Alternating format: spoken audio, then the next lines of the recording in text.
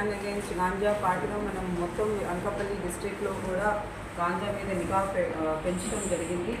So ఈ efforts రిజల్ట్గా నిన్న మనకి 2 మేజర్ క్యాచెస్ అయినాయి. చీరికాడ పోలీస్ స్టేషన్ లిమిట్స్లో ఒక 150 kgs గాంజా పట్టుకున్నాము. అట్లాగే రావికంఠం పోలీస్ స్టేషన్ లిమిట్స్లో 96 kgs గాంజా ట్రాన్స్పోర్ట్ చేస్తూ పట్టుకుంటాం జరిగింది. చీరికాడలో పట్టుకున్న కేసులో 4 అక్యూజ్ని ఆల్రెడీ అరెస్ట్ చేశాము. ఇంకా 2 అబ్స్కాండింగ్ అక్యూజ్ పేర్లు కూడా ఉన్నాయి, వాళ్ళని కూడా తొందరలోనే అరెస్ట్ చేస్తాం. అట్లాగే రావికంఠం కేసులో కూడా అక్యూజ్ని అరెస్ట్ చేస్తాం జరిగింది. దాంట్లో కూడా లింకేజెస్ మనం ఎస్టాబ్లిష్ చేశాము.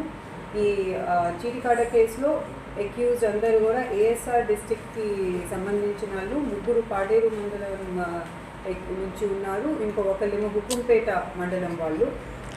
ఇక్కడ రావికంఠంలో కట్టిన కేసులో కృష్ణా డిస్ట్రిక్ట్కి సంబంధించిన అక్యూజ్ని అరెస్ట్ చేయడం జరిగింది. మన డిస్ట్రిక్ట్లో